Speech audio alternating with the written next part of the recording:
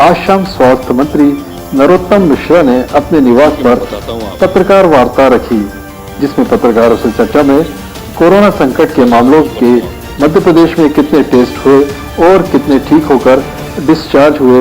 उन्होंने कहा, प्रदेश में मरीजों की ठीक होने की संख्या दुगनी स्थिति में है। उसमें से 137 पॉजिटिव आए और 218 डिस्चार्ज हुए। ये मैं प्रारंभ इसलिए करता हूं कि आपको ये भान रहे और आपके द्वारा प्रदेश को ये भान रहे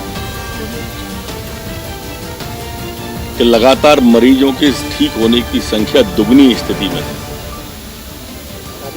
जब पॉजिटिव केस आने की संख्या थी, अब उल्टी चक्री घूम रही है।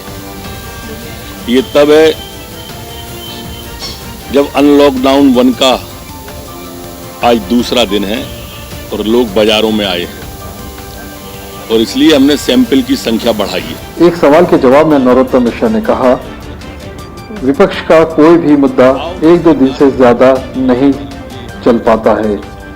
एक दिन मजदूर का मुद्दा चलाते हैं, कभी संबल का मुद्दा चलाते हैं, तीसरे दिन बिजली का बिल का मुद्दा चलाते हैं।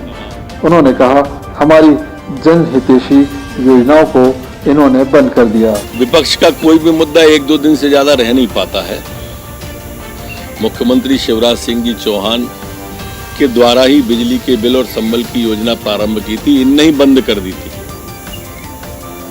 हमारी जितनी अच्छी योजना थी इन्होंने उन सबको ठंडे बस्ते में डाल दिया था। चाहे वो संबल योजना हो, चाहे मुख्यमंत्री तीर्थ दर्शन योजना हो, चाहे कन्यादान योजना हो, चाहे बेटी के विवाह की योजना हो, बेटियों को कंप्यूटर देने की बात हो, सबकी सब जो जनहितैषी बहुजन हिताय और बहुजन सुखाय योजना थी, वो इन्होंने ठंडे बस्ते में डाल दिया था।